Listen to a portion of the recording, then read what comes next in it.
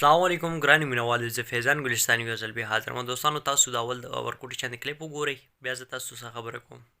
جانان کې دلې مات سکړی وای دینو د ورکوټي چاندې کلیپ هم صحیح کړو د شکیب اغوان اخا نو تاسو خو پیژنئ د مخته چې دینو یو ویډیو کړی و په هغې کې دا خبره یې کړې وه دا چې کوم پښتانه دي شوبز کې د پښتونخوا هغه نو دی چې دی نو اول خپل چې دی نو زړه خوشحالي چې کم اکټر راځي یا چې دی نو کم سنگر راځي نو هغې نه چې دی نو خپل ډیمانډ ورته کوي چې دا زموږ ډیمانډ دی ته به پوره کوې نو عیاشي ورسره وکړي هغې نه پس بیا چې دی نو ورله ځای ورکوي نو دا خبره کړې وه بیا هماغه د کې پي کې چې دی نو پښتونخوا هغه شوبز ته هماغه خلک دي نو بیا ته چې دی نو دلته کې راځې دی سره چې دی نو چې کوم کسانو سره ته ولاړې دا آیا ښه خلک دي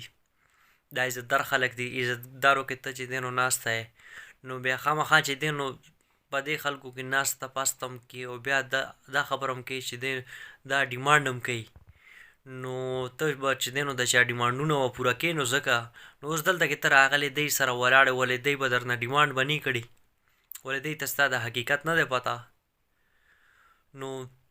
چېرې دا درته د دې سره ډیمانډ وي دی درته ډیمانډ کوي نو ته ډیمانډ نه منې نو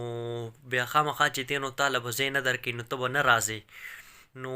چې ته ډیمانډ پوره کوې نو بیا درله دی ځای درکوي بیا چې دی نو ته په مخامخ سکرین باندې راځې نو څه فایده په سکرین باندې راتلو څه فایده شته څه درته چې دی نو میلاویږي چېرې میلاویږي نو بیا ورپسې خبرې څه لګې قصور د هغه خلکو هم دی چې څوک چې دی نو درله ځای درکوي او قصور د هغه خلکو دی بیا درنه ډیمانډونه هم کوي نو ته هغې پسې بیا خبرې کوې نو دوستانو زما دا میسج د تا پیغام موبایل خپل دوستانو سره شیر کوم او که ویډیو کې مانه څه غلطي شوي نو زه بخښنه غواړم انشاءالله ډېر زه تاسو سره به یوې نوې ویډیو کې به ملاقات کېږي د خپل ځان ډېر خیال ساتئ د لویه له په امان والسلام